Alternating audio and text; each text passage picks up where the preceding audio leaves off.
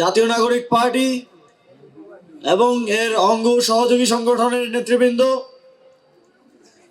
উপস্থিত প্রিয় ঘাটাইলবাসী, আসসালামু আলাইকুম। আপনারা জানেন, ত্রয়োদশ জাতীয় সংসদ নির্বাচনের মতো ঐতিহাসিক নির্বাচনকে সামনে রেখে বাংলাদেশের 11টি রাজনৈতিক দল এক ঐতিহাসিক ঐক্য গড়েছে। আমাদের এই ঐক্যের পক্ষ থেকে টাঙ্গাইল 3 আসনে আপনাদের জন্য প্রার্থী হিসেবে আপনাদেরই সন্তান সাইফুল্লাহ হায়দারকে মনোনীত করা হয়েছে। এই জোট গড়তে প্রত্যেকটি রাজনৈতিক দলের অনেক ত্যাগ করতে হয়েছে। প্রত্যেকটি আসনেই প্রায় সকল রাজনৈতিক দলের প্রার্থীরা দীর্ঘদিন ধরে কষ্ট করে যাচ্ছিলেন। তারা দেশ ও জাতির স্বার্থে, জোটের স্বার্থে, আপনাদের স্বার্থে, জনগণের স্বার্থে তাদের ব্যক্তি স্বার্থ বিসর্জন দিয়ে একসাথে কাঁধে কাঁধ মিলিয়ে এই জোটকে বিজয়ী করতে কাজ করে যাচ্ছেন। সংগ্রামী বন্ধুগণ, আমরা যখন 2018 সালে কোটা সংস্কার আন্দোলনের মধ্য দিয়ে আমাদের রাজনৈতিক যাত্রা শুরু করি, ঠিক সেই সময় থেকে সব সময় সাইফুল্লাহ হায়দার ভাইকে আমাদের পাশে পেয়েছি। আপনারা জানেন, তখন আমরা সংখ্যায় খুব বেশি ছিলাম না। 15-20 জন থেকে শুরু করে সেই মিছিল দীর্ঘ হতে হতে গণভবন পর্যন্ত কোটি কোটি মানুষের মিছিল গিয়ে পৌঁছেছিল 2024 সালের গণ অভ্যুত্থানে। তবে আমাদেরকে আমাদের সেই সূর্য সন্তানদের মূল্যায়ন করতে হবে, যারা সেই শুরুর 15 জন 20 জনের মিছিলে ছিল, তাদেরই একজন সাইফুল্লাহ হায়দার। আমরা গর্বিত যে আমরা 11 দলীয় ঐক্যের পক্ষ থেকে তাকে আপনাদের প্রার্থী হিসেবে মনোনীত করতে পেরেছি। অন্তর্বর্তীকালীন সরকারের সময় যখন দায়িত্বে ছিলাম, তিনি বারবার আপনাদের বিভিন্ন সমস্যার কথা নিয়ে, বিভিন্ন সমাধানের প্রস্তাব নিয়ে আমাদের কাছে ছুটে গেছেন। অন্যান্য উপদেষ্টাদের কাছে বিভিন্ন সরকারি দপ্তরে ছুটে গেছেন। তার আবেদনের প্রেক্ষিতে, আপনাদের আবেদনের প্রেক্ষিতে ঘাটাইলে স্থানীয় সরকার বিভাগ থেকে আমি 3,40,00,000 টাকার মতো বিশেষ বরাদ্দ দিয়েছিলাম। এছাড়াও বিভিন্ন রাস্তাঘাটের সংস্কার এবং নির্মাণ কাজের উদ্যোগ গ্রহণ করেছিলাম। তিনি যখন কিছুই ছিলেন না, একজন রাজনৈতিক নেতা হিসেবে তার দায়িত্বের অতিরিক্ত তিনি আপনাদের জন্য করেছেন। আপনারা যদি তাকে নির্বাচিত করেন, তাহলে আমি বিশ্বাস করি তিনি আরো শক্তিশালী রূপে আপনাদের জীবন মান উন্নয়নের জন্য কাজ করে যাবেন। সংগ্রামী বন্ধুগণ, আমরা আমাদের ইশতেহার প্রকাশ করেছি। আমরা সেখানে বলেছি, জুলাই গণহত্যা, শাপলা চত্বর গণহত্যা, বিডিআর হত্যাকাণ্ড সহ আওয়ামী লীগের আমলে যত গুম খুন হত্যা করা হয়েছে, এবং সর্বশেষ আমাদের সহযোদ্ধা শহীদ শরীফ ওসমান বিন হাদির হত্যা, সকল হত্যাকাণ্ডের বিচার আমরা নিশ্চিত করব। সংগ্রামী বন্ধুগণ, আমরা আমাদের ইশতেহারে জবাবদিহিতা নিশ্চিত করার কথা বলেছি। আমরা বলেছি, মন্ত্রী, এমপি সহ সকল জনপ্রতিনিধি এবং উচ্চপদস্থ সরকারি কর্মকর্তাদের প্রতি বছর তাদের আয় এবং সম্পদের হিসাব দাও নামের একটি প্ল্যাটফর্মের মাধ্যমে আপনাদের কাছে উন্মুক্ত করা হবে। ইতিমধ্যেই হয়তো আপনারা দেখেছেন, আমি যখন দায়িত্ব হস্তান্তর করি, তখন আমি আমার কূটনৈতিক পাসপোর্ট এবং সম্পদের হিসাব সরকারকে দিয়েছি, এবং সরকার দায়িত্ব গ্রহণ করার সময় বাসভবন থেকে শুরু করে একটা খাট, একটা পর্দা, একটা ম্যাট্রেস সহ যেটা আমাকে দিয়েছিল, সেই প্রত্যেকটা জিনিস আমি সরকারকে বুঝিয়ে দিয়েছি। আমরা শুধু কথা বলে নয়, কাজের মাধ্যমে আমাদের যেই প্রতিশ্রুতি সেটা বাস্তবায়ন করে দেখিয়েছি। আমরা আমাদের ইশতেহারে বলেছি বিভিন্ন ধরনের কার্ড এখনো আছে, আপনারা জানেন, টিসিবি কার্ড থেকে শুরু করে নানা ধরনের কার্ড যেগুলো জনগণের মধ্যে বিভ্রান্তি তৈরি করে।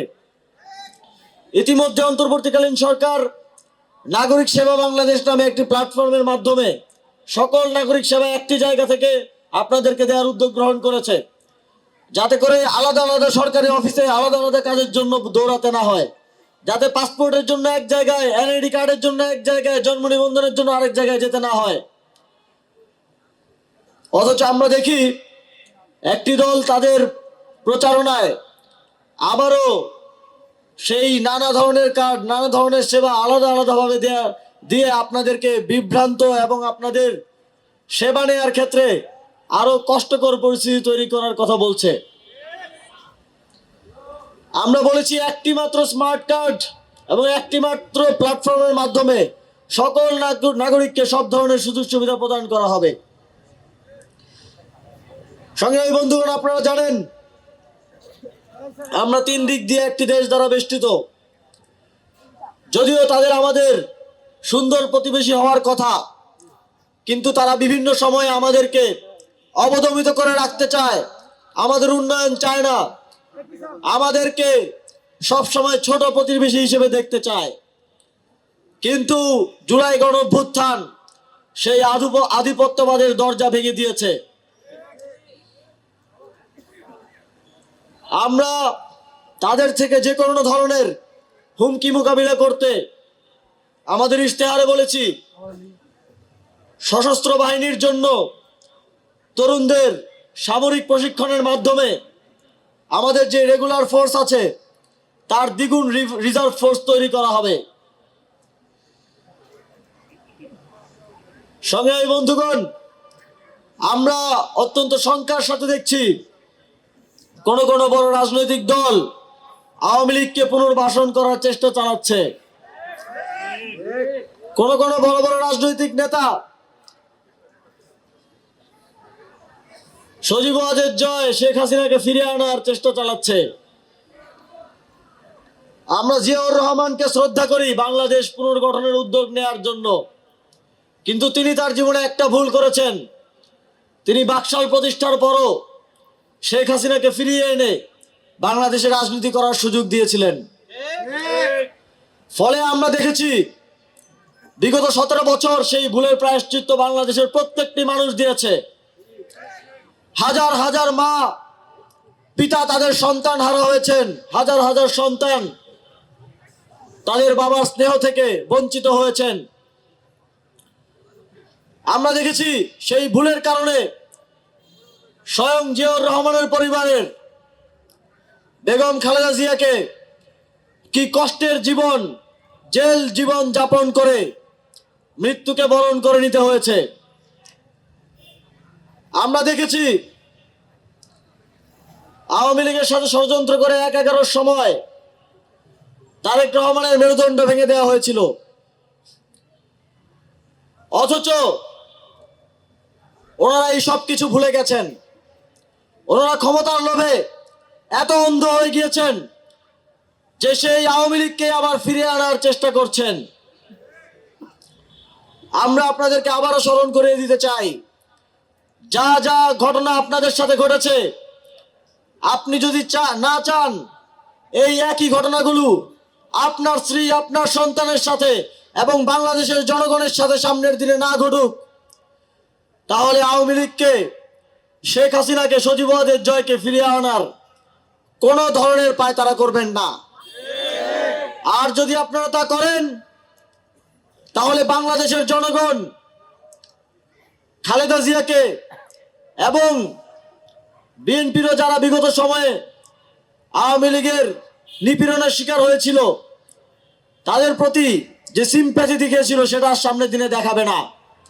আমরা আপনাদের পাশে আর কখনো থাকবো না যদি আপনারা এই ধরনের ভুল করেন। সংগ্রামী বন্ধুগণ, আমরা দেখছি নির্বাচনকে কেন্দ্র করে ঢাকার একটি আসনে, ঢাকা 15 আসনে ইমাম মুয়াজ্জিনদেরকে খামে করে টাকা পাঠানো হচ্ছে। নির্বাচন আচরণ বিধি স্পষ্টভাবে লঙ্ঘন করে ঘুষ দিয়ে মানুষের ভোট কেনার চেষ্টা করা হচ্ছে।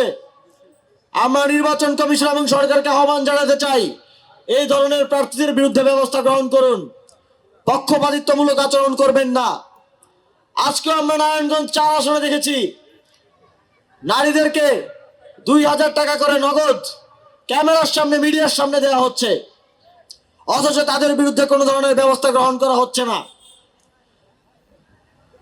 আমরা বাংলাদেশের জনগণকে বলতে চাই, আপনারা যদি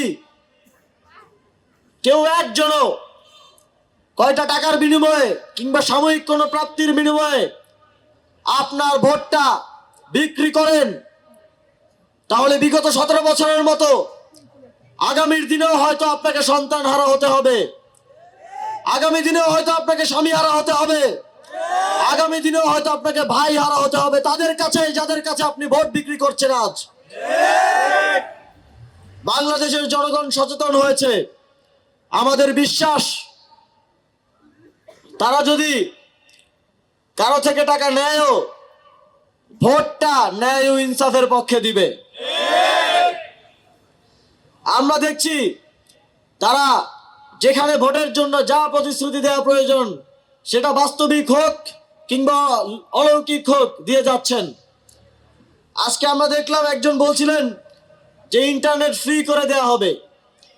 তিনি হয়তো ইন্টারনেটের ইকোসিস্টেমের কিছুই জানেন না। পৃথিবীতে কোথাও ফ্রি ইন্টারনেট নেই, কারণ এটা সম্ভব না। আমরা বলছি যে ইন্টারনেটের দাম এতটাই কমিয়ে আনবো যেন বাংলাদেশের প্রত্যেকটি নাগরিক ইন্টারনেট ব্যবহারের সুযোগ পায়। আমরা এমন কোনো প্রতিশ্রুতি দিতে চাই না যেটা প্রতিশ্রুতি হিসেবেই থেকে যাবে, বাস্তবায়নে আর দেখা যাবে না। আমরা দেখেছি তারা 2001 সালেও প্রতিশ্রুতি দিয়েছিল। এই যে গতকালকে শুনলাম তারা ঋণ মওকুফ করার কথা বলছে কৃষকদের। 2001 সালে তারা বলেছিল যে কৃষকদের ঋণ মওকুফ করা হবে। 25 বছর হয়ে গেছে, ঋণ আর মওকুফ হয় নাই। এই গতকাল পরশু যে বলেছেন ঋণ মওকুফ করবেন, সেটা কি 2040 সালে নাকি 2050 সালে কি হবে সেটাও বলে যান। সংগ্রামী বন্ধুগণ, আমাদের আরো অত্যন্ত গুরুত্বপূর্ণ আরো একটি বিষয় এবার নির্বাচনে হচ্ছে গণভোট। গণভোটের মাধ্যমে আমাদের পরবর্তী প্রজন্মের জীবন পরিবর্তন হবে। যদি এবারের মতো আগামী নির্বাচনেও সুষ্ঠুভাবে নিজের ভোটাধিকার প্রয়োগ করতে চান, তাহলে গণভোটে হ্যাঁ ভোট দিতে হবে। যদি শেখ হাসিনার মতো ভবিষ্যতে কোনো স্বৈরাচার না দেখতে চান, তাহলে গণভোটে হ্যাঁ ভোট দিতে হবে। যদি ঘুষ, মামা দাদা ছাড়া চাকরি পেতে চান, তাহলে গণভোটে হ্যাঁ ভোট দিতে হবে। যদি আদালতে ন্যায় বিচার পেতে চান, দুর্নীতি, অর্থ পাচার, ব্যাংক লুটেরাদের থেকে রক্ষা পেতে চান, তাহলে হ্যাঁ ভোট দিতে হবে। যদি চাঁদা না দিয়ে ব্যবসা করতে চান, যদি মা বোনদের ইজ্জতের নিরাপত্তা চান, তাহলে অবশ্যই গণভোটে হ্যাঁ ভোট দিতে হবে। যদি গোলামির পরিবর্তে আজাদির জীবন যাপন করতে চান, তাহলে গণভোটে হ্যাঁ ভোট দিতে হবে।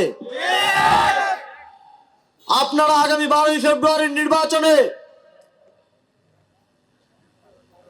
11 দলীয় জোটের জামায়াতে ইসলামীর, জাতীয় নাগরিক পার্টির, খেলাফতে মজলিসের প্রার্থী সাইফুল্লাহ হায়দার এবং প্রতীক শাপলাকলি এবং একই সাথে গণভোটে হ্যাঁ ভোটকে জয়যুক্ত করবেন ইনশাআল্লাহ। বন্ধুগণ, আমরা গণভোটের প্রসঙ্গে এতদিন ধরে দেখছিলাম একটি দলের নেতাকর্মীরা মাঠ পর্যায়ে না ভোটের ক্যাম্পেইন করছে। হ্যাঁ ভোট দিলে এই হবে ওই হবে, নানা ধরনের ভুয়া কথা বলে মানুষকে বিভ্রান্ত করার চেষ্টা করছে। আমরা গতকাল দেখেছি তাদের সর্বোচ্চ নেতা গণভোটে হ্যাঁ ভোট দেওয়ার পক্ষে বলেছে। এখন যদি আমরা দেখি যে তাদের নেতাকর্মীরা মাঠ পর্যায়ে লুকিয়ে লুকিয়ে না ভোটের প্রচারণা করছে, তাহলে আমাদের তাদেরকে বলতে হবে গুপ্ত গুপ্ত।